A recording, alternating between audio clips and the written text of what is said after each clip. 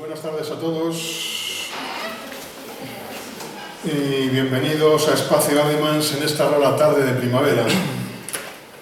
Espacio Ardemans se define como un espacio cultural, librería, coworking, eventos, un espacio para la iniciativa social en Madrid.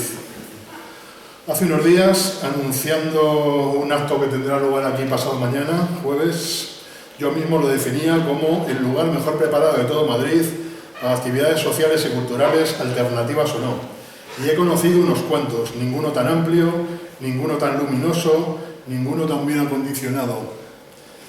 Hasta aquí mi cometido como colaborador de Espacio Ardemans, pero también figuro como presentador de la trilogía de Luis Santamarina que hoy nos reúne, y eso quizás necesite de alguna explicación.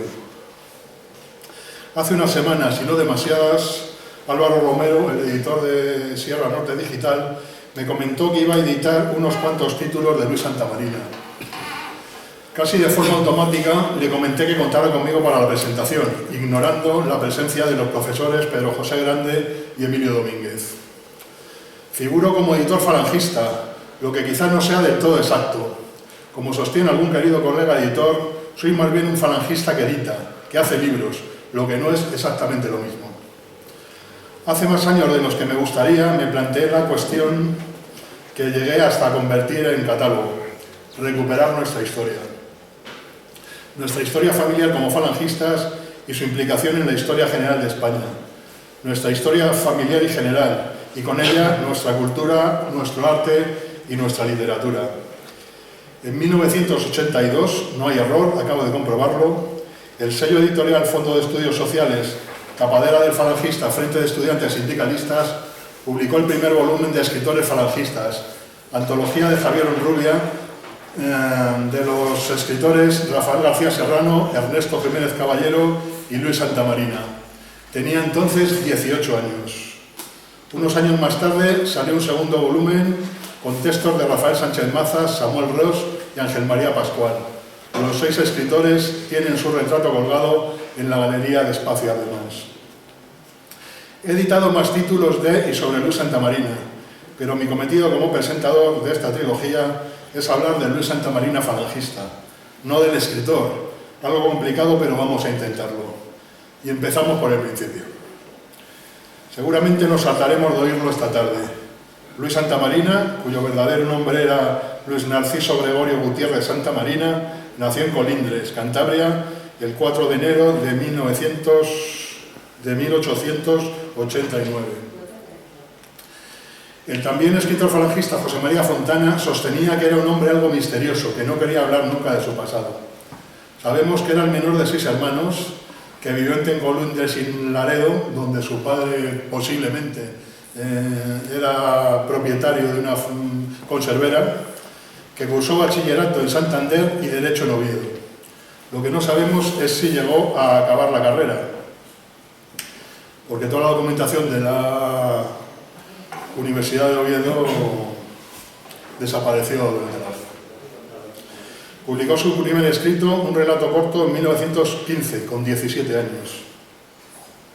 Hay que en cuenta que emigró un tiempo a Estados Unidos, donde aprendió inglés. También quien dice que estuvo en la Legión. Gerardo Diego, que lo conocía desde el instituto y que desde entonces se carteaba con él, sostiene que jamás pisó tierra africana, en una reseña en la revista de Occidente. Estamos hablando ya de Tras el águila del César, el considerado su primer éxito, por definirlo de alguna manera, y que tiene otra reseña más rotunda y más curiosa, publicado en África, revista de tropas coloniales, en febrero de 1926. El que escribe con tanta seguridad e intimidad del tercio y de la guerra de Marruecos no ha sido nunca legionario, no ha estado siquiera en esos campos africanos. Le han bastado algunas informaciones indirectas sobre la información detallista e inmediata de un legionario de verdad para componer su libro, que ha sido escrito más que de memoria, de imaginación. Recordemos que a la publicación de esta reseña, de esta crítica, en febrero de 1926, un joven general, un fresco general, procedente de Galicia con 33 años, se había convertido en el general más joven de Europa, y que era a su vez el que dirigía la revista África, revista de las tropas coloniales. Trasilalia del César había sido escrita entre 1923 y 1924, aunque se había comenzado antes. Editada a principios de 1925, durante su promoción anuncia Luis Santamarina su próximo traslado a Barcelona. Según algunos, la información para elaborar el libro se la facilitó un exlegionario de su pueblo, según su viuda, su propio hermano. El hecho cierto es que nunca estuvo en la Legión. Empieza a trabajar en Barcelona en Ediciones Canosa, propiedad de un primo suyo. En 1927 publica Tetramorfos y Domus, siguiendo la estela de Tras el águila del César. En 1928, Labras heráldicas montañesas, y en 1929, Estampas de Zurbarán. Estos dos últimos títulos en Ediciones Canosa, según Mas Aup Malvivía de Traducciones. Con la llegada de la República en 1931 publica Vida de Isabel la Católica con afán divulgador. Desde 1932 publica Azor, 18 números hasta junio de 1934. Es lector de La conquista del Estado y simpatizó posteriormente con los postulados jonsistas. En 1933 se afilió a la Unión Social Hispánica. También en 1933 publica Cisneros. Es conocida la anécdota de que tras leerlo Julio Realda, fundador con José Antonio de Falange Española, mandó buscarlo, sosteniendo que el autor del libro tenía que ser falangista. La segunda edición del libro, publicada después de la guerra, está dedicada a Julio Realda y narra la historia, aunque por supuesto hay quien la pone en duda por desajuste de fechas. La historia de la Falange catalana es apasionante, pero con todas sus peculiaridades, una de ellas la omitancia de Luis Santamarina, excede de esta introducción. Hay una serie de fechas señaladas. El 23 de marzo de 1934, José Antonio y Ramiro viajan a Barcelona para explicar la fusión de Falange Española con la Junta de Ofensiva Nacional Sindicalista. En octubre de ese mismo año tiene lugar el primer Consejo Nacional de Falange Española de las CONS en Madrid. Ahí se acuerda, entre otras cosas, el fin de los triunviratos y el uso de la camisa azul. Durante ese consejo, Luis Santamarina defendió la existencia de la uniformidad de la camisa azul y estuvo durante todo el consejo con ella. El 3 de mayo de 1935, en Barcelona, tiene lugar un mitin en el local, titulado rotundamente Nacional Sindicalismo. El mitin es, vamos, al local, que no se quiere hacer en ningún teatro ni en ningún cine por la falta de efectivos de la Falange catalana. Tiene lugar en el local, hay tiros de cenetistas, en la propiedad corta la luz y después del acto pues tiene que cambiar de local directamente. El 9 de enero de 1936 tiene lugar una huelga universitaria. Y el 18 de enero de 1936 la llamada la batalla de la universidad. Detrás de todas estas fechas está Luis Santamarina, detrás o delante en muchas ocasiones. También estaba el 19 de julio de 1936 con las 3 centurias existentes en Barcelona en el cuartel de Pedralbes. Desde su afiliación a la Falange se dedica por entero al activismo político y abandona su actividad literaria. Tras el fracaso del alzamiento en Barcelona, Luis Santamarina es detenido, juzgado y condenado a muerte. Se inicia su periplo por cárceles y checas republicanas. Vapor Uruguay en el puerto de Barcelona, Castillo de Montjuïc, Cárcel Modelo de Barcelona, Prisión de Inadaptados de Sabadell, Penal de Figueras, Prisión de Inadaptados de Vich, Cuartel de Ausiàs March, Penal de Chinchilla en Albacete, Cárcel de Mislata en Valencia y Cárcel de San Miguel de los Reyes también en Valencia. 3 condenas a muerte, el 22 de diciembre del 36, el 14 de abril del 37 y el 31 de mayo de 1936, que salva milagrosamente. Amotina a los presos de San Miguel de los Reyes a la espera de la llegada de las tropas nacionales. Terminada la guerra, fue nombrado presidente del Ateneo de Barcelona.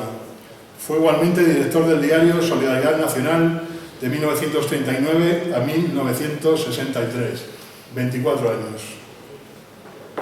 Y la hacia José Antonio es su última obra.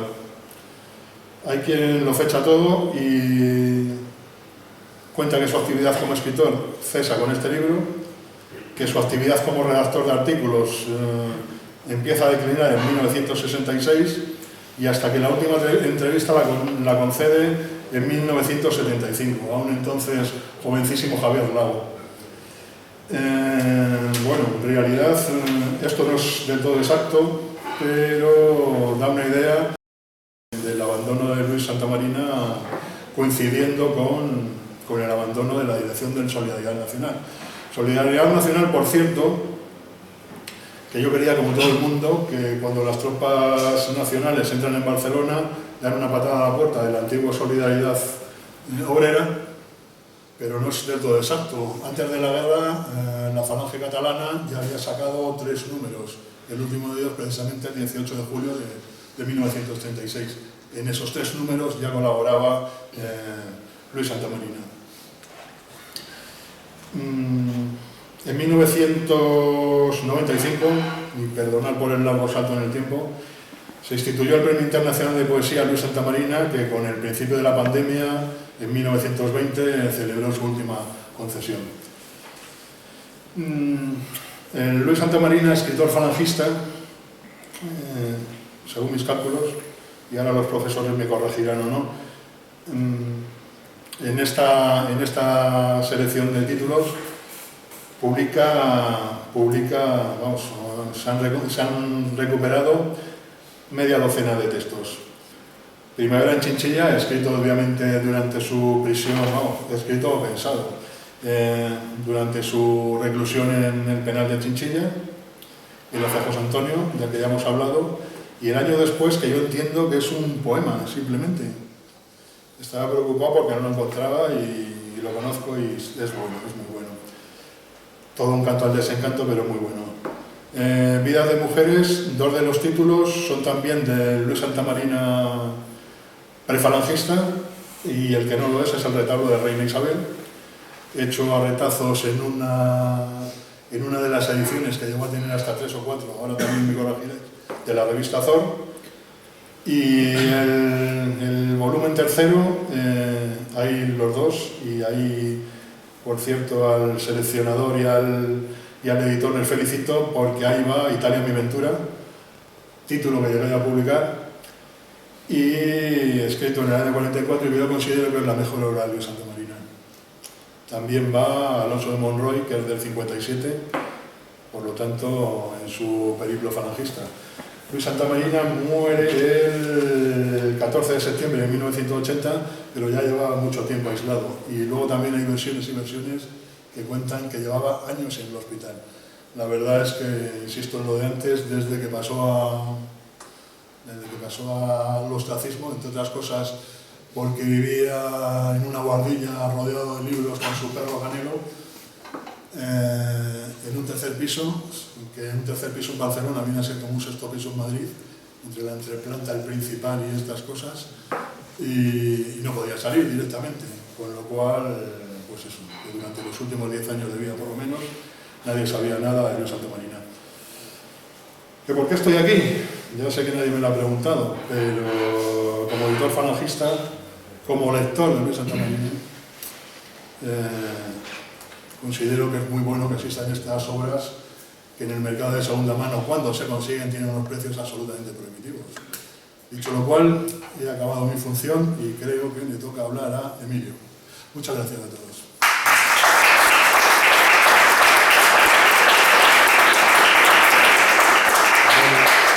Buenas tardes a todos. Cojo el guante de Miguel Ángel, gracias por la presentación, gracias al espacio además.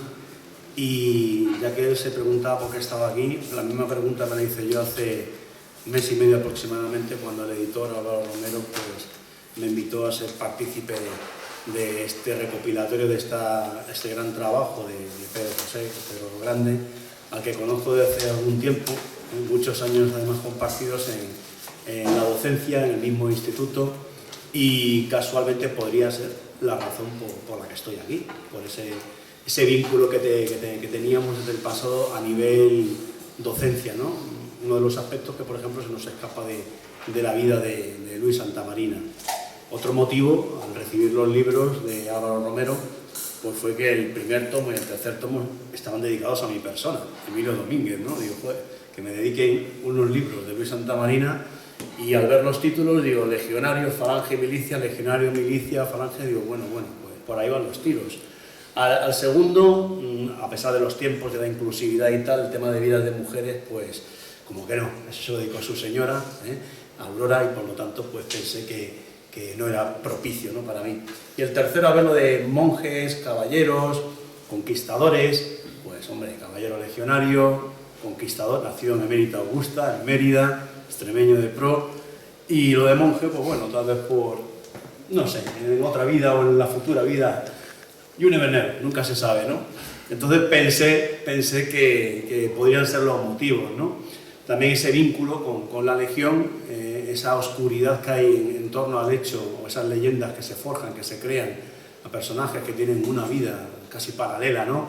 En el caso, como ha adelantado anteriormente Miguel, y lo comentaba yo en un principio con Pedro, he estado poco ágil, poco ágil y poco hábil de intentar buscar su filiación, como casualmente sí que busqué la del abuelo de Pedro Grande, que me habló hace 10 años quizá, 9-10 años, de que su abuelo había servido en la Legión, en los primeros tiempos de la Legión, y yo escuchando allí detenidamente, pues a través de algunos de los contactos que tenía en Ceuta. Yo había estado en Melilla, en la primera bandera comandante Franco, para mí seguirá siendo comandante Franco, a pesar de los nuevos tiempos. Y nada, ya que tenemos además aquí una persona que estuvo en la cuarta bandera Cristo de Lepanto, pues me puse en contacto a gestionar con aquellos legionarios que habían llegado a la posición A, al cuartel del rey, ¿no?, aquellos primeros legionarios. Y efectivamente, encontré la documentación del abuelo de Pedro Grande, que todavía tengo yo una copia en casa, y me pareció pues asombroso, ¿no? Después de, estamos hablando prácticamente de 90 y tantos años, casi 100 años, hablo antes del centenario, evidentemente, y me pareció que esa conexión legionaria con Pedro Grande pues también nos sedujo, ¿no? Nos instó a trabajar juntos, luego a comentar aspectos de nuestras tesis doctorales, él por su camino, yo por el mío más centrado en literatura e historia, el suyo más centrado en historia y en filosofía, pero estábamos dentro del mismo ámbito académico, un instituto que además pues, nos permite convivir mucho tiempo, desgraciadamente, para nuestras familias y por la excesiva, diría yo, carga laboral que mantenemos en un centro concertado como el que trabajamos, ¿no? Pues a partir de ahí se gestó, incluso a partir de ahí también nació una relación con gente también de nuestro entorno, esos viernes de cerveza del grupo de Racer, que también hay aquí alguno presente, y algunas vinculaciones más pues con la plataforma, la asociación que dirijo, plataforma Millán Astray, y ya pues claro, estaba configurado todo, ¿no? Parecía en un principio rocambolesco el hecho de estar aquí, pero para saciar y satisfacer su curiosidad, pues está claro por qué tenía que estar aquí, ¿no? A mí se me convocó, me comentó Álvaro, que principalmente me centrara en los aspectos literarios, lo que es la literatura, teniendo en cuenta ese magnífico y recortado repaso de una vida tan azarosa como la de Luis Santamarina, que ha retratado perfectamente Miguel Ángel, y evidentemente ese vínculo legionario, ¿no?, que es lo que está en el primer tomo, con una obra, Tras el águila del César, de 1924, aunque elaborada en años previos, que, como se suele decir, pues la escribí de oídas, porque yo no tengo ninguna referencia de que sirviese en los primeros años de la Legión, y como caso, el del recopilador, el de Pedro Grande, ya les he dicho que si quiero saber si alguien estuvo en la Legión en 1920, lo puedo averiguar, ¿no? Entonces podría haberlo averiguado o podría haber indagado, ¿no? Y más que nada por la curiosidad del mundo del anecdotario, de la historia de la Legión, que tanto yo como mi plataforma pues defendemos en pos de la verdad histórica, pues con las luchas que hemos mantenido, con los tirones de hemeroteca en defensa del general Millán Astray, el fundador de la Legión, desde el principio, la hemeroteca de Madrid, de Cartagena, de Villafranca de los Barros, de Fuensalida, muchísimas cosas que hemos hecho a lo largo de estos 6 años de existencia, pues dónde moverme para intentar localizar esa referencia, ¿no? Pues no encontraba esa vinculación. Y a propósito de, cuando se lo comenté a un profesor que estuvo en el tribunal de mi tesis doctoral sobre otro poeta maldito, Roy Campbell, pues empecé a buscar conexiones y digo, joder, es que muchas veces ya empiezas por inercia a tirar de uno o de otro y te van saliendo conexiones. Eso de ser considerado un poeta maldito, de ser considerado una persona que no va con sus tiempos, de una persona a lo mejor difícil en el trato, magnífico a la hora de hacer amigos, pero especialista en crearse enemigos. Yo creo que Roy Campbell lo tiene Luis Santamarina, y luego su forma de escribir, su poca organizada vida, aunque eran tipos serios cuando se trataba de formalizar sus historias. En el caso de Luis Santamarina a nivel literario, a nivel periodístico, tampoco acabaron sus estudios. A mí me consta que no acabó los estudios de Derecho en Oviedo. Roy Campbell tampoco, por mucho empeño que, nacido sudafricano, con pasaporte británico, sus padres le mandaran a la universidad en Inglaterra para estudiar, ¿no? Pero tampoco pudo ser, ¿no? Y entonces el carácter que van forjando cada uno de ellos, como diríamos ahora, las movidas en las que se meten, en ser tipos de vanguardia, aunque no hayan sido legionarios. Yo muchas veces me he referido a Roy Campbell como nómada legionario, ¿no? o legionario de mundos, ¿no? Cuando lo he descrito, y creo que una parte de mi libro, En la solapa, publicado también por Ediciones o Editores SND, aparece esa referencia. Creo que incluso en la introducción la doctora Villacañas también habla de un legionario de mundo, ¿no? Y no fue legionario. Y también una historia sobre que Roy Campbell sirvió en la Legión o los Requetés, que vino de Inglaterra después de haber salir airoso de la calle Airosas, número 13 de Toledo, en agosto del 36, e ir a Inglaterra y regresar. Ver las conexiones, ¿no? Y esto me hizo ver o repasar un poco la historia de Luis Santamarina de todas esas perspectivas, ¿no? Y de todas las referencias, las reseñas importantes que ha habido, como por ejemplo la necrológica, ¿no? Justo después de morir, el 13-14 de septiembre de 1980, hace 43 años aproximadamente, y la escribía Rafael García Serrano. Que esa divina prosa que tenía Rafael García Serrano, que reflejada en Diario de un Macuto, por ejemplo, obras que han pasado casi desapercibidas, son de gran importancia entre el público general, como por ejemplo una que tenía, que era la de Carla y otras cosas que comentamos, que no se menciona aquí en el recopilatorio a nivel narrativo, pero son de referentes de los años 50 de la prosa española, ¿no? Aparte con gente entendida, con buenas reseñas y crónicas respecto a la capacidad literaria de prosa y narrativa de los dos reseñados, tanto de Luis Santamarina como de Rafael García Serrano. Habla en aquella necrológica, publicada en el Alcázar al día siguiente, el 15-16 de septiembre del 80, Un maestro olvidado, era el título.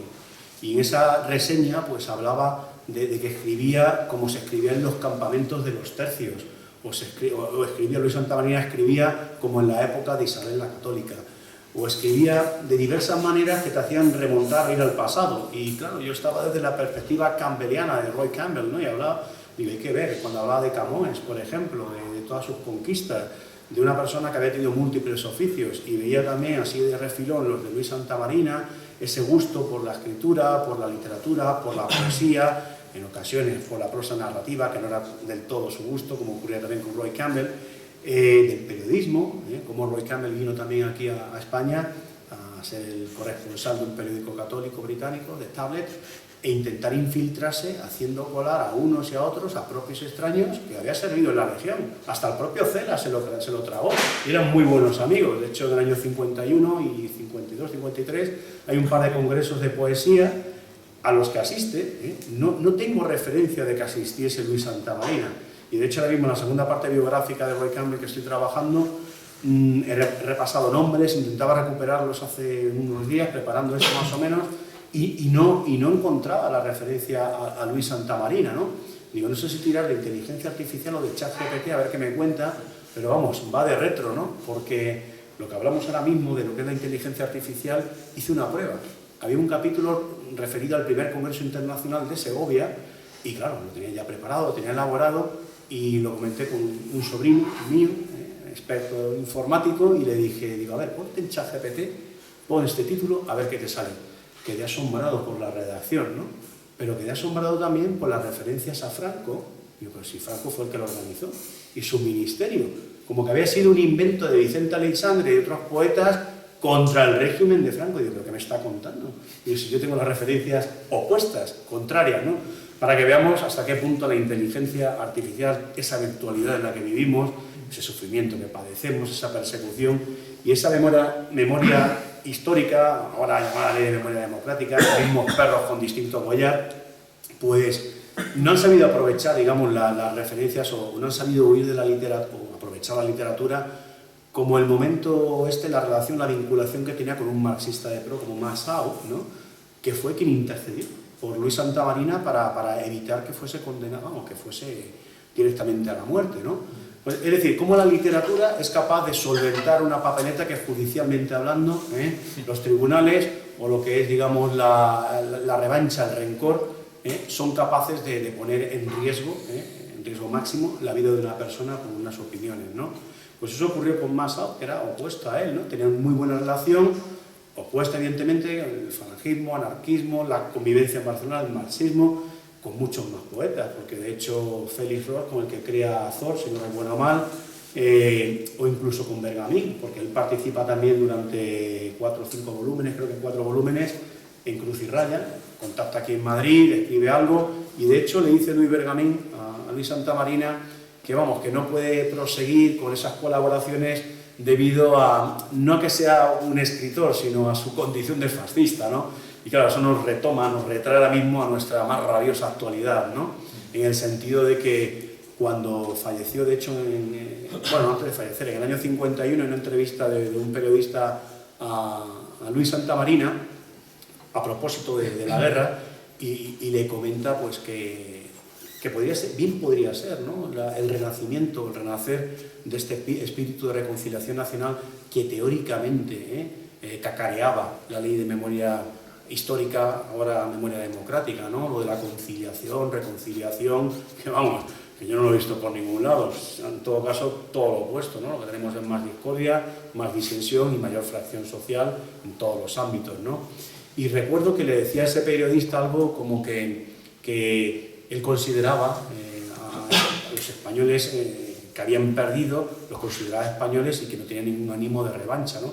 Digo por ese ánimo de reconciliación social que tenía, adaptado, mamado, ¿no? de ese amor, de esa simpatía, ¿no? Que sentía ya prácticamente como un lema en la vida por José Antonio, como dedica hacia José Antonio, ¿no? en una de sus obras, ¿no? En uno de sus poemarios, que está incluido en la primera parte, creo, casi al final, ¿no?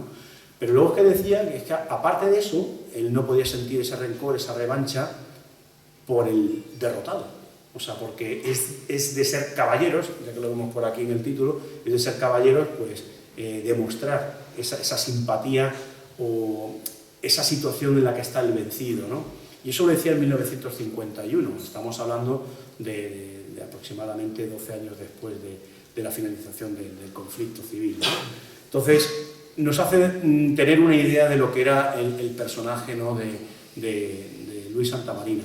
Comentaba antes que la vinculación con la Legión ha salido a propósito de la introducción de Miguel Ángel, el viaje a Estados Unidos, creo que concretamente a Nueva York, porque allí entra en contacto con gente, y cuando se configura la primera bandera de la Legión en septiembre de 1920, casualmente, pues varios americanos, bueno, varios, 96, 97 americanos, vienen a formar parte, a engrosar lo que son las primeras y segunda bandera de la Legión, finales de septiembre, primeros de octubre, las que mandaría el comandante Fontanes, primera bandera, y la segunda bandera, la primera bandera del comandante Franco y la segunda bandera del comandante Fontanes. Bueno, estuvo el comandante de Cirujeda, pero por motivos que no vienen al caso, abandonó la posición y fue el comandante Fontanes el que se encargó de esa segunda bandera.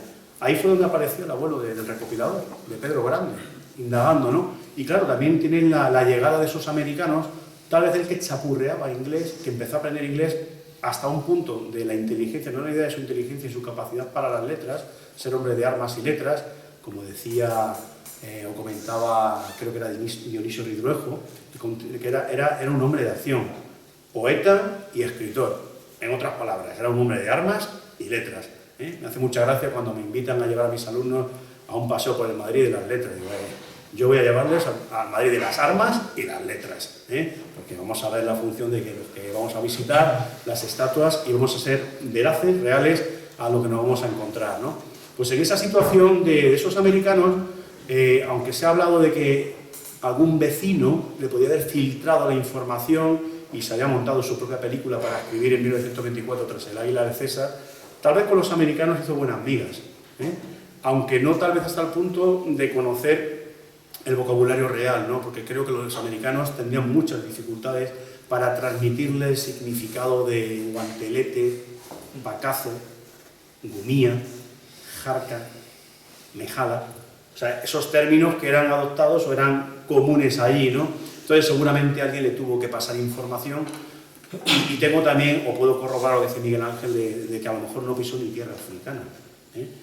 Recuerdo hace unos días, no hace ni una semana, en la presentación del libro de Credo Legionario del general Coloma, en la Hermandad de Antiguos Legionarios de aquí de Madrid, que hablaba de que Ortega, el padre de Ortega Gasset, Ortega Munilla, había estado en diciembre de 1920, de hecho publicó algo el 21 de diciembre de 1920 en el periódico ABC, y escribió un artículo a propósito de lo que había descubierto allí, de la Legión, y hablaba de las inscripciones que había, y hablaba de una vinculación ya en 1920, aunque luego se traduciría mucho más tarde, del Bushido, de Inazo Nitobe, y hablaba de la vinculación que tenía con la época Edo, con los samuráis, el código de honor, el código del guerrero japonés, lo mencionaba. Estoy hablando de 1920, de prácticamente 2-3 meses de la fundación de la Legión.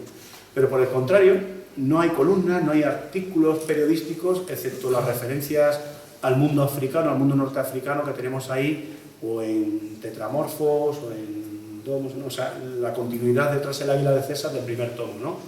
Ese mundo africano, esa ascripción o esa veneración por la Legión, evidentemente, le hace, o nos hace ver que era un hombre de acción, como también se definía, o lo definía de hecho Cabarjosa, creo que era Pablo y Mónica, dos hermanos, en una de sus obras, haciendo alusión también, una introducción a la obra de José Antonio, ¿no?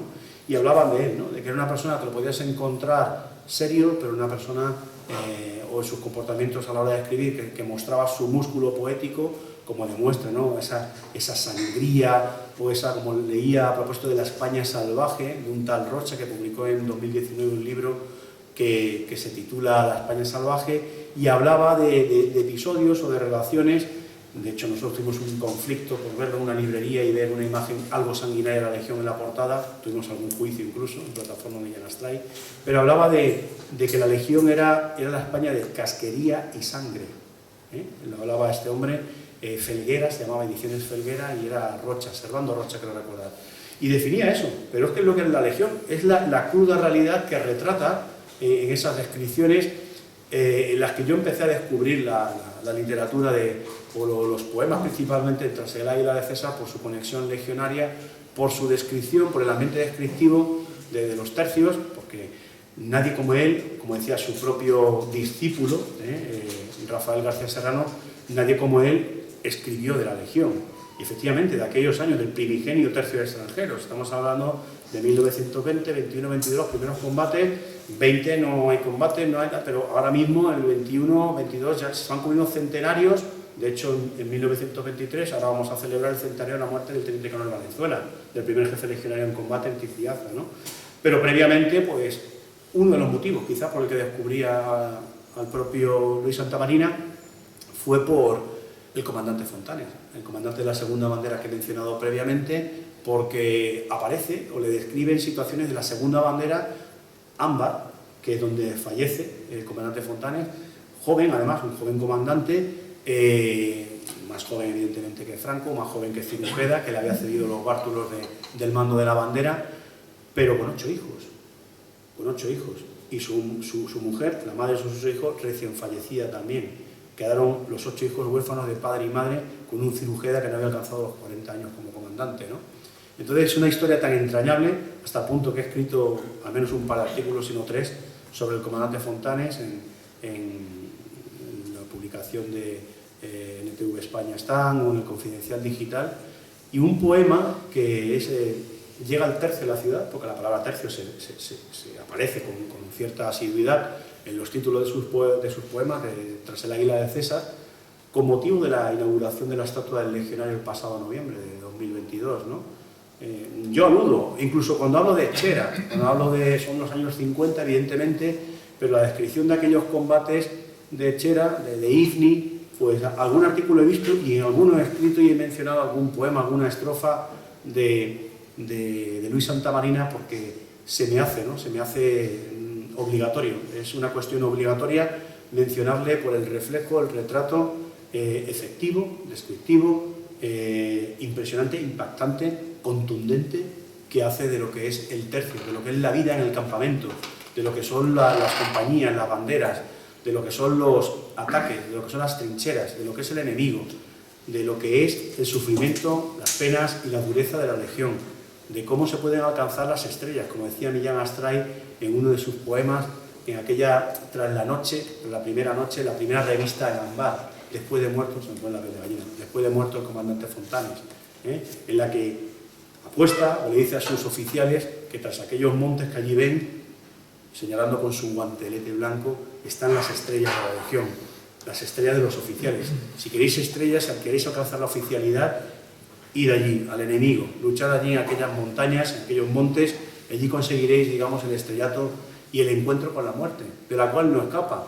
Ya sabemos la vinculación muerte-legión, lo que significa, y evidentemente lo tiene que mencionar. Ese tema tan escabroso, ese tema tan necrológico, tan infausto, aparece también reflejado en la poesía de Luis Santamarina.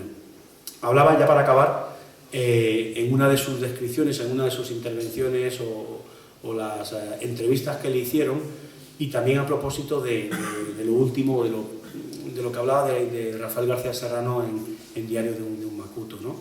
Que pasarán los tiempos, que nosotros moriremos, morirá mucha gente, morirá Luis Santamarina, pero siempre vivirá y siempre pervivirá su literatura, como pervive y vive el mundo legionario y la legión, a pesar de los pesares y de todo lo que significa nuestras luchas o las luchas que entabló por aquel entonces, aunque fuesen virtuales, anticipándose a la inteligencia artificial, el propio Luis Santamarina con esta obra que ha recogido espléndidamente don Pedro Grande. Muchas gracias.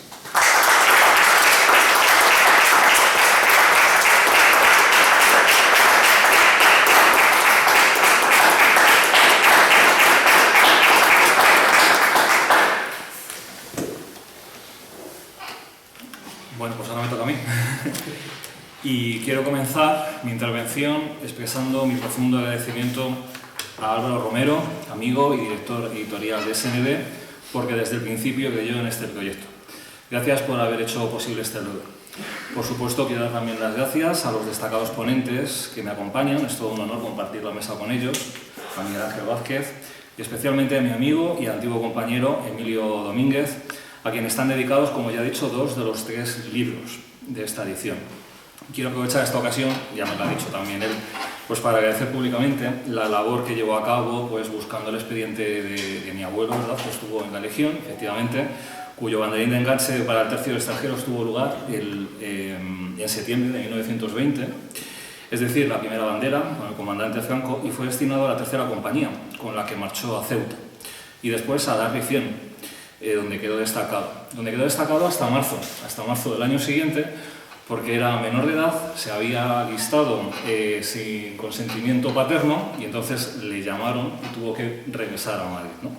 Entonces, bueno, pues muchas gracias porque nos ayudaste, ¿verdad?, a la familia pues a tener ese tesoro que es, bueno, pues efectivamente algo que forma parte de la historia, ¿no? También quiero aprovechar este momento para expresar mi sincero agradecimiento a los organizadores, ¿verdad?, de este espacio Ardemans, porque bueno, pues nos han dado la posibilidad de poder presentar estos libros y bueno, pues es de agradecer porque en el fondo, bueno, pues compartimos el mismo trabajo y el mismo proyecto, ¿no? Por último, quiero agradecer de corazón a todos los presentes que nos acompañan un día lluvioso, ¿verdad? Y bueno, pues demuestran con su presencia pues su interés y apoyo hacia la obra de Luis Santamarina. Y me van a perdonar, pero no puedo dejar también de dar las gracias a alguien muy especial, que es la segunda persona a la que está dedicado, ¿verdad?, uno de los libros, Vidas de Mujeres, que es mi esposa, y que me acompaña, ¿verdad?, también. Y bueno, pues sin su amor, sin su apoyo y paciencia, pues nada de esto sería posible, ¿no? Bueno, me han dicho que sea breve, entonces vamos a ver si pues conseguimos, ¿verdad?, que podamos hacer esta presentación en 15-20 minutos. Quien tiempo tiene y tiempo atiende, tiempo viene que se arrepiente. Es una frase que utiliza Luis Santamarina en uno de sus libros, ¿no? Por eso, como no quiero dar más tiempo al tiempo, porque el tiempo apremia. Empezaré diciéndoles, pues nada, que voy a ser breve. Y al final de la presentación, pues habrá un tiempo para la venta de libros y también la firma, si desean ustedes, ¿verdad? Debo empezar haciéndoles una confesión de cómo un libro han salido 3 y de cómo esos 3 libros, pues como también ha dicho al principio Miguel Ángel Vázquez, pues se han convertido en prácticamente una docena de libros, ¿no? Pues este secreto se llama Álvaro Romero, porque, bueno, pues al principio, ¿verdad?, pues yo le dije por la idea de publicar un libro, Luis Santamarina, pareció una idea excelente, pero al final pues nos dimos cuenta que ya que estábamos, ¿verdad?, pues había que seguir, porque como bien ha dicho también Miguel Ángel, pues es difícil, ¿verdad?, encontrar estos libros, y la verdad es que es un milagro que podamos pues tener esta trilogía que hasta la fecha podemos decir que es la edición más completa de las obras, ¿verdad?, de Luis Santamarina. Seguro que no les ha pasado desapercibido el diseño llamativo de las portadas de los 3 libros, y por eso quiero agradecer y reconocer públicamente el trabajo del maquetador, David Visea, que ha sabido captar a la perfección la idea que le transmití y la ha plasmado de una manera excepcional en cada uno de los tomos. Bueno, debo decirles que no voy a hablar de la vida de Luis Santamarina, puesto que mis compañeros, ¿verdad?, ya han hablado de la vida de Luis Santamarina, y me voy a limitar, ¿verdad?, a hablar un poco de la edición y de aspectos filosóficos, ¿no? Y entonces uno de los elementos que sí que me gustaría pues mencionar es precisamente este, el de las portadas, que aunque pueda parecer algo superficial, creo que tiene un elemento simbólico pues muy fuerte, ¿verdad?, muy poderoso. El primero de los libros nos encontramos con la imponente imagen en el fondo, ¿verdad?, del Real Monasterio de San Lorenzo del Escorial, majestuoso monumento, patrimonio de la humanidad, que simboliza la grandeza histórica y cultural de la hispanidad. Su arquitectura renacentista nos transporta a épocas pasadas, recordándonos la importancia de preservar nuestra herencia y conocimiento. Acompañan a este fondo imágenes de personajes que aparecen en sus páginas. En la portada del segundo libro se encuentra la Universidad de Salamanca, una de las instituciones académicas más antiguas y prestigiosas del mundo, símbolo de conocimiento, sabiduría y excelencia académica, y por cuyas paredes han sido testigos, han pasado numerosas generaciones de estudiantes y pensadores. No olvidemos que los reyes católicos, especialmente la reina Isabel, impulsó y apoyó el desarrollo y la consolidación de esta institución académica. Prueba de ello es la presencia de su imagen junto a la del rey Fernando en la fachada. El respaldo real y su compromiso con la educación y el conocimiento resulta innegable. Pero donde también se aprecia la consolidación de la hispanidad es en la tercera imagen, el tercer libro, que es la fachada de la Universidad de Alcalá de Henares, tesoro arquitectónico y símbolo de innovación y progreso académico. Cuna del conocimiento. La Universidad de Alcalá, fundada por el cardenal Cisneros, es una obra de estilo plateresco y pronto se convirtió en uno de los principales centros de estudio de la época. Vayamos ahora a una segunda clasificación. ¿Por qué esta división? ¿Por qué este criterio, ¿verdad?, de unos libros en un tomo y otros en otro? El contenido de las obras del primer tomo, que, bueno, llamado Legionarios, Falange y Milicia, como ya se ha comentado, contiene Tras el águila del César, Elegía del Tercio, Tetramorfos, Domus, Primavera en Sicilia, Hacia José Antonio y el poema Años después. Podemos decir que este primer tomo es un tomo más bien autobiográfico. Los libros que se recogen aquí, podemos decir, son los libros en los que Luis Santamarina, a mi modo de ver, presenta más su vida, aunque es verdad que es discutible si estuvo o no, ¿verdad?, en la guerra de Marruecos, pero en cualquier caso a mí me parece que en estos libros se recoge sobre todo su aspecto más biográfico, ¿no? El segundo tomo, que es dedicado a vidas de mujeres, pues podemos decir que es un libro en el que Luis Santamarina se anticipa un poco a la implementación de la paridad de género, ¿no? Aquí Luis Santamarina escribe sobre la reina Isabel, sobre Santa Juana de Arco, y ese libro, ¿verdad?, Retablo de Reina Isabel, en el que en torno a la reina Isabel pues cuenta, ¿verdad?, todos los personajes que estuvieron en la corte, distintos aspectos de su tiempo, y bueno, como él mismo cuenta también, fueron trabajos que había publicado aquí y allá en diversas revistas, antes de la guerra y bueno, pues luego tuvo ocasión de publicarlo después, ¿no? El último libro, Monjes, Caballeros y Conquistadores, es el libro dedicado a el cardenal Cisneros, al gran capitán y Alonso de Monroy, ¿no? Sus libros, podemos decir, más potentes del último periodo. Y a mí me parece que este libro, podemos decir, sería más bien el libro arquetípico de Luis Santamarina. O sea, en esta edición lo que a mí me parece que se desprende es el alter ego de Luis Santamarina. Si el primero recoge más bien los aspectos fundamentalmente biográficos, en estos personajes a mí me parece que Luis Santamarina se está representando, es decir, está idealizando en estos personajes un poco su vida, ¿no? Ahora bien, estos tres libros creo que están conectados de un modo extraordinario por una cadena invisible que podemos decir de valores eternos, de patriotismo, de austeridad en la conducta, de sentido religioso de la vida, de solidaridad y respeto hacia los antepasados. Sería como una cadena invisible que desde el principio Luis Santamarina tiene muy claro y que poco a poco, a lo largo de sus años, ¿verdad?, pues va hilvanando todos estos personajes y todos estos libros. Esto es todo aquello de lo cual hoy nada se sigue, pero que se terminará siguiendo. Porque si queremos continuar manteniendo nuestra civilización, debemos de no perder estos valores. No olvidemos que la civilización no puede darse nunca por supuesta, hay que defenderla. Siempre está amenazada. Quiero leerles un fragmento de Luis Santamarina en el que hace una referencia de la vida de los pueblos, refiriéndose que hay dos clases, ¿verdad?, de tiempos que tienen los pueblos a los que él llamaría Atenas, por un lado, y Esparta, por otro.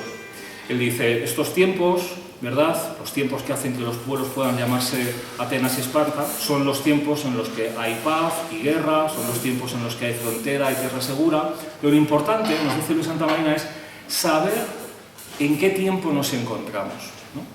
Y aquí viene el texto.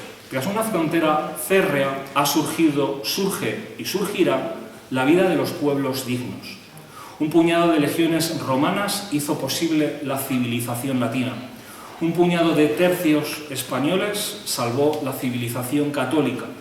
Y eran simplemente juventud en frontera, acaudillada por hombres duros que habían vencido a fuerza de alma el ritmo de las edades. Claro está que ni en Roma ni en Madrid faltaban quienes vivían a costa de este viril esfuerzo y por añadidura se burlaban de su rudeza y buena fe. Allá ellos con su vileza ni aun desprecio merecen. Y como el mundo no es una Arcadia y la juventud quizá haya de ser frontera, como fuimos nosotros, eduquémosla de cara al heroísmo. No bastardeemos su alma con bachillerías ni tibiezas. Todo cuanto ablande y destemple debe ser alejado sin miramientos en su ideario. Por si su destino fuese Esparta y no Atenas, no vayan a hallarse inermes física y sobre todo moralmente, cuando ocurrió en 1936, cuando la hora de la prueba llegue, porque no siempre se realizan milagros. La pregunta que nos hacemos es, ¿en qué tiempo vivimos ahora? Si piensan ustedes que vivimos en Esparta o vivimos en Atenas, esa es la cuestión, ¿no? Los tiempos son otros.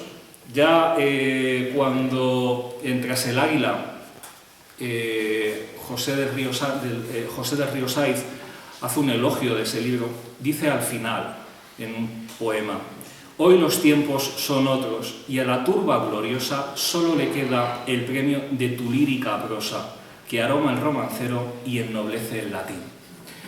Estos últimos versos podemos decir que sirven para toda la obra de Luis Santamarina. Su prosa lírica todavía hoy, ¿verdad?, nos sigue resonando de una época, de un tiempo que hoy parece que se ha perdido, pero que precisamente hoy más que nunca debemos acudir, ¿verdad?, a él. Y por otro lado, uno de los elementos que podemos también destacar en su producción es el extraordinario uso, ya se ha hablado también, compañeros, que hacen de las palabras, de los refranes, del lenguaje popular, de las costumbres, ¿verdad? Luis Santamarina es un verdadero arqueólogo de las palabras, ¿no? No olvidemos que el escritor republicano, que ya se ha mencionado, Masao, reconoció que Santamarina ejerció en él una influencia poderosísima, sobre todo por ese rebuscamiento de palabras, ¿no?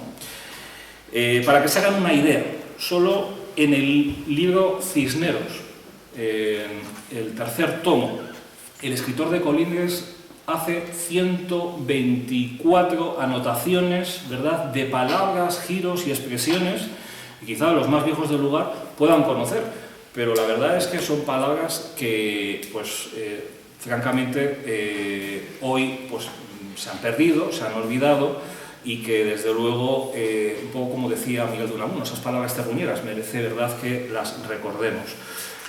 Basta un ejemplo, Pascasio, dice Luis Santamarina, no me quedaban en las universidades al estudiante que se iba a su tierra por estar cerca a pasar las Pascuas. Rodelero, mozo inquieto que rondaba por la noche con espada y rodela. Asistir al postre. En las viejas universidades, dice Luis Santamarina, ponerse el catedrático después de bajarse de la cátedra a esperar por cierto tiempo si a los alumnos se les ofrece alguna dificultad para desatársela. Emilio, vamos a ver si nos asistimos al poste cuando salgamos de clase. Colono, la montaña, haz de leña, de tallos o de maíz, varas, etcétera, que puede ser llevado por una persona a la cabeza o a las espaldas. Y así podríamos seguir, ¿verdad? Pero debo de confesarles que a mí lo que más me gusta son los refranes, ¿no? Y tenemos un montón de refranes también recogidas en las obras de Luis Santamarina. Labor de un año, sabor de un rato. Un refrán que se utiliza para describir algo que requiere mucho esfuerzo pero que dura poco. Más consiguen faldas que plumas y espadas. No hace falta, ¿verdad?, que se diga qué es lo que significa. Quien tiene lanza en el puño, tiene lo ajeno y lo suyo. No salgas al lunar, que no sabes quién te quiere bien y quién te quiere mal. En la heredad un guindo y en la villa un judío. Ya volverán las palomas al palomar, mientras haya trigo que picar. Quien no conoce coja, de Venus no goza. Quien muerto se sueña, vivo se despierta. Si el cuco no canta para fin de abril, o el cuco se ha muerto o está por morir. La cruz en los pechos y el diablo en los hechos. Y la última, la que más me gusta, Dios ayuda a quien se ayuda. Miren ustedes, yo recuerdo cuando trabajaba en estos textos, la dificultad, ¿verdad?, de muchas de las palabras y de los giros que utilizaba Luis Santamarina porque pues, no los había leído en mi vida, ¿no? Y en algunas ocasiones, pues he tenido la dificultad de, ¿y esto lo corrijo, no lo corrijo?, ¿verdad? Entonces, yo no sabía si eran erratas de las ediciones o era simplemente, ¿verdad?, una palabra de castellano pues, viejo. Entonces, yo les momento, ¿verdad?, para pedir disculpas a Luis Santamarina desde los luceros y a ustedes también por si encuentran erratas, que las hay, seguro, en las más de 1000 páginas, ¿verdad?, que hay en estos libros, ¿no? Y, bueno, me gustaría también, aprovechando para contarles un chiste, por otro lado, los cuento malísimos, ¿verdad?, y dirán, ya, cuento de qué ahora va a contarnos este hombre, ¿verdad?, un chiste en este momento, presentación de un libro, ahora lo entenderán, ¿no? Le dice un caníbal a otro caníbal, ¿sabes que me he hecho vegetariano? Coño, ¿y eso? Y dice, pues tío, ahora mismo estoy comiendo, ¿verdad?, las palmas de las manos y las plantas de los pies. Es un manjar. Entonces, bueno, ya les he dicho que es un chiste malísimo, pero ¿por qué hago esta referencia a este chiste de caníbales y de carne, ¿verdad?, de carne cruda? Bueno, antes don Emilio ha hecho referencia, ¿verdad?, a la crudeza que supone, ¿verdad?, pues, la guerra, y eso no se ahorra en los libros de Luis Santamarina. Lo que quiero expresar, al comparar las obras de Luis Santamarina con el arte culinario, con este chiste malísimo, por otro lado, podemos encontrar similitudes sorprendentes. Por cierto, Luis Santamarina era vegetariano, todo se ha dicho. Al igual que los diferentes gustos y preferencias en cuanto a la preparación de los alimentos, la apreciación de la prosa, podemos decir, también puede variar, dependiendo de las preferencias individuales. Para los amantes de la carne cruda, la prosa de Luis Santamarina es como una auténtica delicatessen. Un festín para los sentidos literarios. Su estilo directo y sin adornos captura la esencia misma de la historia, presentando las emociones y las acciones de manera cruda y sin filtros. De manera similar, aquellos que se deleitan con el sabor del pescado fresco y crudo Por cierto, hace unos días hay una noticia, parece ser un local en Barcelona, ¿no?, que solamente hacen atún. Ponen atún rojo, 180 kilos, ¿verdad? Lo despiezan, hay una verdadera ceremonia y se comen todo del atún, ¿no? O sea, la carne del atún, como el sushi, ¿verdad?, pues tiene sabores pues que desde luego a quien le guste, pues seguramente debe ser una gozada, ¿no? Pues eso también van a encontrar en las obras de Luis Santamarina, esa experiencia intensa, ¿no? Su narrativa transparente y sin artificios permite apreciar los sabores más intensos de la trama y los personajes, sumergiéndonos en un mar de emociones y conflictos. Y aunque no puedo hablar en nombre de los vegetarianos, puedo imaginar que para ellos, también, la prosa de Luis Santamarina, cocinada a la perfección, como las verduras en su punto exacto de cocción, les permitirá saborear los matices y la autenticidad de las palabras de una manera única. En resumen, la prosa de Luis Santamarina es un festín literario que, al igual que el arte culinario, entra por todos los sentidos, ¿no? Ya sea como carne cruda, pescado fresco, verduras cocinadas, sus obras nos invitan a saborear la autenticidad de la experiencia literaria en toda su originalidad. No hay medias tintas con Santamarina. O lo amas o lo odias. Así de claro. No hay nada light ni edulcorante en su esencia. No hay lugar para la mediocridad, es auténtico y sin concesiones. A propósito del libro de hacia José Antonio, escribía lo siguiente. A lo largo de este intento de epopeya, he creído reiteradamente que para escribir con dignidad sobre él, eran las mejores sus palabras, y las de Shakespeare, Calderón, Manrique, los moralistas del mundo antiguo, nuestros místicos y algo de alma popular. Ello explica la frecuencia de tales textos y aun de hermosas y eficaces palabras latinas. Esto es lo que nos vamos a encontrar no solo en Hacia José Antonio, sino en toda su prosa, ¿verdad? Solo me queda hablar de dos cosas antes de terminar. La primera es la colección en la que se encuentran editadas estas obras, autores del pensamiento hispánico, cuyo logo quise que fuera un lince, Lynx pardinus, una especie protegida y en peligro de extinción, originaria de nuestra península ibérica, como Luis Santamarina, como Ramiro de Maeztu, primer tomo de estas obras, y Leopoldo Eulogio Palacios, y muchos otros autores más, ¿verdad?, que si ustedes quieren, pues vendrán. Autores que forman parte de esta colección y que bien merecen que nos los llevemos a casa, que los cuidemos, que conservemos y que podamos reintroducir en nuestro mundo tan necesitado de ejemplos y de valores. Los personajes históricos que aparecen en estos libros son hombres y mujeres insobornables, incorruptibles, de una sola pieza. En Italia en Ventura se puede leer mi profesión, a propósito de lo que decía antes también Emilio de las artes y las letras, mi profesión es la espada, mi caudal es mi valor y la milicia mi patria. Son personajes que tienen coraje, determinación, dispuestos al sacrificio, leales, que valoran el honor y la dignidad, que se apoyan unos a otros en los tiempos difíciles, solidaridad, que viven el respeto hacia sus compañeros y sobre todo hacia sus superiores, que se autoexigen y que entienden que la vida es milicia, que la fe religiosa y el catolicismo constituyen una parte importante de sus vidas, que a pesar de los éxitos son humildes y sencillos, que les mueve la justicia y la libertad, que ante todo son hombres y mujeres honestos, austeros.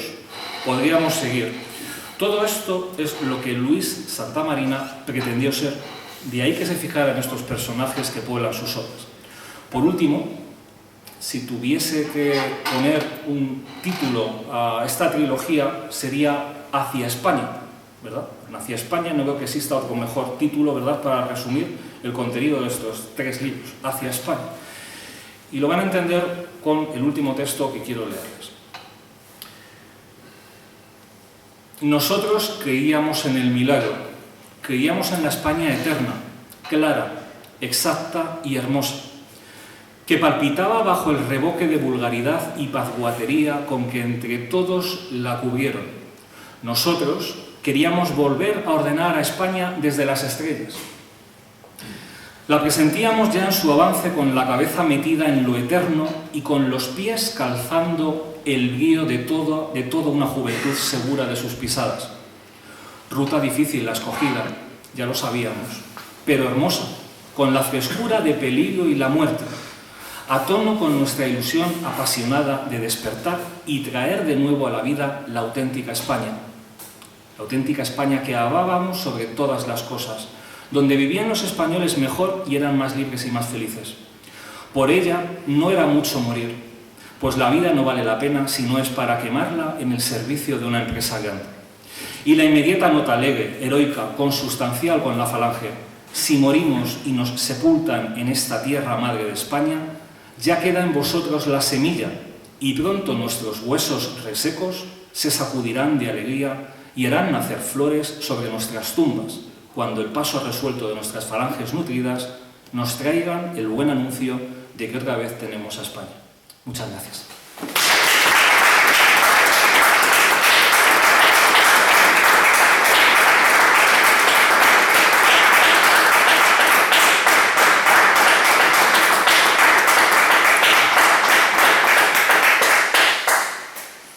Pues como es costumbre en la casa y dado que estamos en familia, si queréis hacer alguna pregunta cualquiera de los tres y sabemos contestarla, pues adelante, es vuestro momento. Y si... Pero duro. Cuando ha dicho que cuando escribe Cisneros, he entendido que dicen que este hombre es falangista, o tiene que ser falangista. Es una anécdota que circula por ahí que él mismo ratifica en la segunda edición que sale después de la guerra. Por lo visto, Julio Rubial la ley, la edición de Austral. Sí. Y dice, este tío tiene que estar con nosotros, tiene que ser falangista. Y le mandan a buscar a la entonces incipientísima falange de Barcelona. Y efectivamente le encuentran. Si tuviera mejor memoria te hacía hasta los nombres de quien les encontró, que son por otro lado conocidos, pero lo que he querido yo por lo menos en mi parte es dar los menos nombres posibles, porque la historia de la falange de Barcelona es brutal en cuanto a participación, muy minoritaria, pero muchos nombres de tíos muy... bregados. Muy bregados, gracias. Entonces, en la segunda edición lo que te decía, lo que le decía, en la segunda edición él lo recoge. Julio Real leyó este libro, estoy tirando a mi malísima memoria, y dijo que tenía que ser falangista. Me mandó a buscar y efectivamente ya militaba hace unos meses en la Falange de Barcelona. Por lo visto, especialistas que hay en todo sostienen que eso no es cierto. Que entró unos meses después a cuando él dice. El que dice en octubre del 34, sí, en octubre del 34 y en realidad entró en febrero del 35. Pero vamos, insisto, sabiendo, y estos últimos días lo he estado echando un ojo, sabiendo las movidas de la Falange de Barcelona, esto es un hecho técnico, rellenaría la ficha el día no sé cuánto de febrero, pero su compromiso, sobre todo por un dato que damos aquí, y que pasa absolutamente desapercibido y que tampoco procedía para esta presentación. Luis Santamarina fue secretario de la Unión Social Hispánica. La Unión Social Hispánica era un club literario, cultural, social, recreativo, pero la mayor cantera de la Falange de Barcelona. Y ella era secretario general, quizá no militara en Falange, pero ya estaba metido en el meollo. Yo me gustaría contestarte, ya sé que la pregunta se la has hecho a él, pero creo que vale un poco para todas las cosas que están en el aire, ¿no?, de la vida de Luis Santamarina. Precisamente en el prólogo a El Águila de César, recoge una frase que bien te podría responder. Dice, todo esto está muy bien, cuando le dice de verdad que si el libro de Tras el Águila, que es un libro muy crudo, que es un libro, verdad, por el que le condenan a muerte además, ¿no?, y que es un libro salvaje, y dice, vale, todo eso está muy bien, pero la Legión salvó a Melilla con toda su gente, hay que decir. Y dentro de 50 años, cuando ni usted ni yo vivamos, este libro será historia, y es historia, como el libro también del cardenal Cisneros, y como todas las anécdotas que se pueden contar, que forman parte de la leyenda, pero los libros estos son historia, ¿no? Entonces, bueno, podemos entretenernos un poco en la historiografía de si estuvo o no, ¿verdad?, allí, de si lo de Julio Ruiz de Alda fue o no verdad, pero la verdad es que pues escribe ese libro de hacia José Antonio, escribe este libro, ¿verdad?, también que es un clásico para entender, ¿verdad?, aquellos años, estudiando o no, ¿verdad?, allí en la Legión, y eso es lo importante. Yo, por concluir una cosa, eso se refiere, creo que se lo dice al juez en el tribunal. Sí, eso es. Es al finalizar, y creo que es en la tercera condena, Sí. cuando se menciona, intenta, digamos, dar una solución al problema y en su defensa argumentar lo que es verdad histórica. Ahí está. O sea, es algo impepinable, ¿no?, como diríamos. Y una cosa que no he comentado a propósito, se me ha quedado ahí en el tintero, a propósito de la relación literaria y de ese vínculo y de esa capacidad para aprender idiomas, Luis Santamarina tradujo a Chesterton y, atención, fue la primera persona que tradujo Brave New World, un mundo feliz. Además le puso el título, un título súper, mega, hiper, más acertado.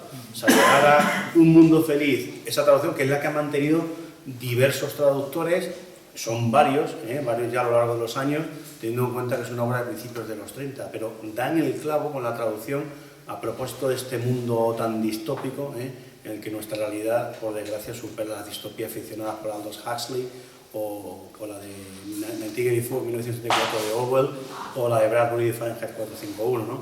Toda esa distopía, uno de los precursores de los traductores de escritores anglosajones es el propio Luis Santamarina. Esta generación del 36, ¿por qué está tan, bueno, ya sabemos por qué, es una pregunta que hago que no tiene por qué, denostada y tan poco conocida? O sea, nosotros sabemos siempre que de bachiller, incluso en cursos y tal, autores desconocidos, Luis Rosales, Masao y para de contar. O sea, si no a ser por ustedes, es que ni idea. Esta es una forma de dar a conocer autores pues, tan interesantes y a la vez totalmente aséptico lo que dice usted. O sea, cuenta el tema de la Legión, cuenta historias de España, personajes. O sea, esto, ¿qué mantiene hoy en día por la famosa ley y todas estas cosas? ¿Entiende? Si no llega a ser porque ustedes editan estos libros, pasan totalmente desapercibidos.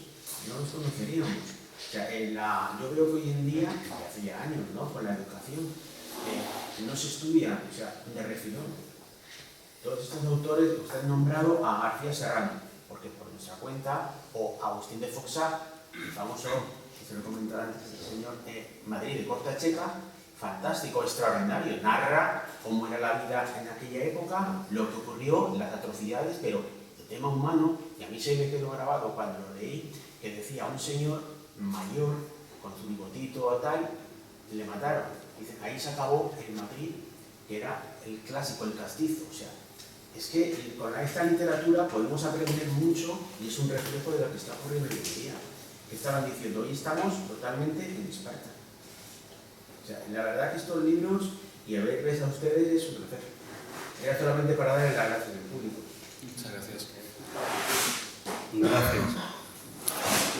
Sí, entiendo que en los últimos 10 años de Luis Santamarina se sabe poco, ¿no? O sea, ¿esto es porque por la enfermedad o él eligió en un momento retirarse del mundo, vivir de una forma ermitaña? Se dan las dos cosas. Él decide apartarse y esto se agrava con esclerosis cerebral. Llega un momento que no puede salir de casa, con lo cual ahí se queda, vamos.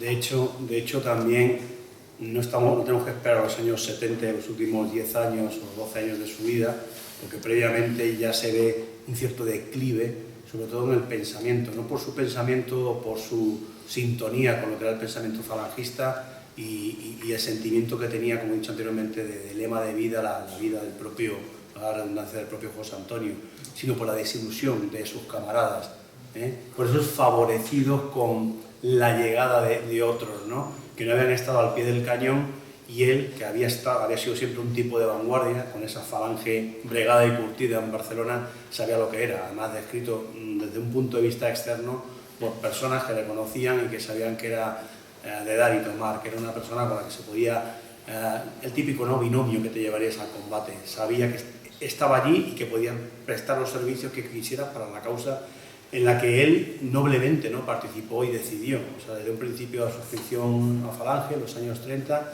y esa vinculación que tiene luego, abandonar su mundo literario para dedicarse a la política, volver luego al tema del periodismo, pero ya se ve esa debacle personal en el sentido de que todos los camaradas de antes hay una cierta desilusión, ¿no?, una desesperanza que va efervesciendo, digamos, va siendo, digamos, más compleja según pasan los años, sobre todo acrecentado por el tema de la enfermedad.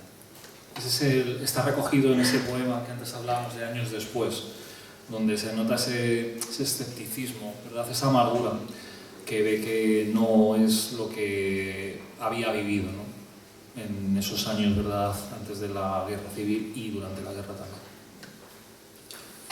Sigo por rematar. Te he enviado por Messenger 2 fotografías. Me enteré que los libros los he visto hoy por primera vez. Una pregunta que te hice es, ¿llevan fotografías? Me dijiste no. Entonces te he enviado 2 fotografías por Messenger. Poner en marcha vuestra imaginación porque seguro que las habéis visto. Y es una anécdota relacionada con esto del desencanto y con la publicación del libro que edité sobre él en el año 82, creo que he dicho. Ya había muerto y su viuda nos cede una carpeta. Básicamente textos conocidos, recortes de prensa y algunas fotografías. Medio familiares, que sirven también un poco para romper un mito, porque él, que fue un impulsor de la camisa azul como uniforme de Falange, yo he visto fotos y efectivamente la llevaba mucho y se habla, hay cierta leyenda de que la vestía a diario. Yo he visto, calculo que por no parecer un frenópata, en alguna cena de gala, calculo que la concesión de un premio o algo así, pues ir con el smoking, con pajarita, con camisa blanca en suma. Pero a lo que voy, las 2 fotos que te he enviado. Aparecen en esa carpeta y lo bueno de las fotos es que están anotadas por Luis Santamarina, que tiene una letra un tanto peculiar, no hay lugar a error. Y son 2 fotos, una es la detención en Barcelona. ¿No las has visto? Es por lo de la fecha, creo que es el 18. No, es que además aquí no tengo meses. Bueno, le detienen en Barcelona, pero no le detienen por el asalto al cuartel de Pedralbes, sino que le detienen porque estaba en la ficha y cualquier movida que había en Barcelona, pues iban a por él. Entonces le están poniendo a las esposas, está con otro camarada, y la foto que a nosotros no llegó, en realidad es un encuadre, 2 policías, los 2 camaradas están. Pero he llegado a ver la foto, que es la que te enviaba a ti, detrás hay un despliegue de policías a caballo, de mozos de escuadra a caballo, importante. ¿Guardia de asalto? ¿Guardia de asalto? Creo que eso guardia de asalto. No lo sé, va a ser lo de menos, pero te quiero decir que engaña un poco el apresamiento, porque en realidad el despliegue es importante. Al dorso apunta Luis Santamarina, julio del 36 vamos a poner, pero no es julio del 36, julio del 36, Luis Santamarina sufre por la Falange. Y a continuación había otra foto, que le están imponiendo la medalla de la vieja guardia. No sé quién, porque es de espalda, calculo que el jefe provincial del Movimiento de Barcelona. La medalla de la vieja guardia, otro bonito detalle, es que se crea 10 años después de acabada la guerra. Y entonces él va de rigurosa guerrera, camisa azul, corbata, el pasador que se hizo con las 3 calaveras por cada una de las penas de muerte y demás. Y en el dorso de la fotografía escribe 1951. Insisto, lamento mi pésima memoria. Luis Santamarina sigue sufriendo por la Falange.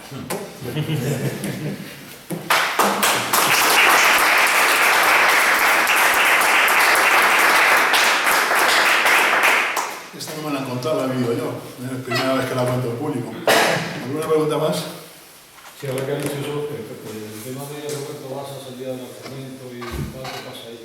Está todo muy claro, lo que pasa que no procede. En la Falange de Barcelona había un enfrentamiento clarísimo entre Roberto Basas y Luis Santamarina. El problema es que José Antonio optó por Roberto Basas. Al final le salió, todo esto con muchas comillas, le salió bien a Luis Santamarina, porque gracias a las penas de muerte y a su continua reclusión y al estar continuamente avanzando, cambiando de sitio, en su última prisión en Valencia, las líneas con Cataluña están rotas y ahí consigue salvarse. Mientras que Roberto Basas es uno de los fusilados en la huida en el año 39 en el famoso monasterio de Colel, donde sobrevivió Rafael Sánchez Mazas al fusilamiento. Básicamente la diferencia era que Luis Santamarina era de un rancio españolismo, mientras que Roberto Basas procedía de la izquierda y entendía que el catalanismo y el españolismo podían convivir perfectamente. Tesis que José Antonio acepta. Hay mucho follón en la historia de Barcelona, no quería entrar en la historia de Barcelona, de la Falange de Barcelona, pero es apasionante. Hay muy buenos libros al respecto, por cierto. ¿Alguna pregunta más? Pues agradecido y emocionado, gracias por estar aquí, gracias a los ponentes y hasta la próxima. Yo concretamente pasado mañana. Venga, muchas gracias.